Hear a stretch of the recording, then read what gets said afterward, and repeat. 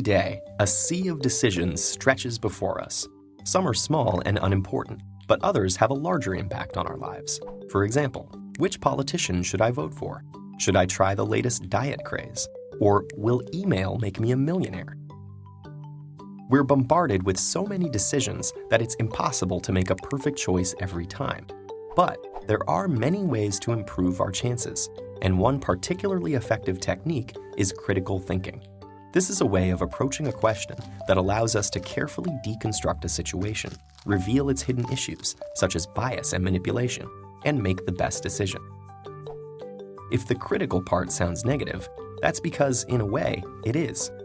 Rather than choosing an answer because it feels right, a person who uses critical thinking subjects all available options to scrutiny and skepticism. Using the tools at their disposal, they'll eliminate everything but the most useful and reliable information. There are many different ways of approaching critical thinking, but here's one 5-step process that may help you solve any number of problems. 1. Formulate your question. In other words, know what you're looking for. This isn't always as straightforward as it sounds.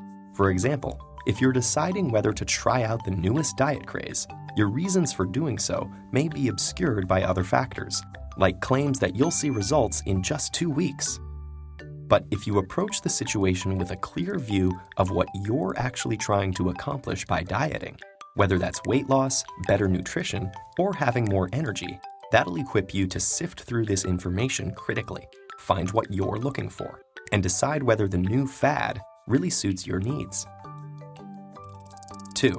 Gather your information. There's lots of it out there, so having a clear idea of your question will help you determine what's relevant. If you're trying to decide on a diet to improve your nutrition, you may ask an expert for their advice or seek other people's testimonies. Information gathering helps you weigh different options, moving you closer to a decision that meets your goal. 3. Apply the information, something you do by asking critical questions. Facing a decision, ask yourself, what concepts are at work? What assumptions exist? Is my interpretation of the information logically sound? For example, in an email that promises you millions, you should consider, what is shaping my approach to this situation? Do I assume the sender is telling the truth?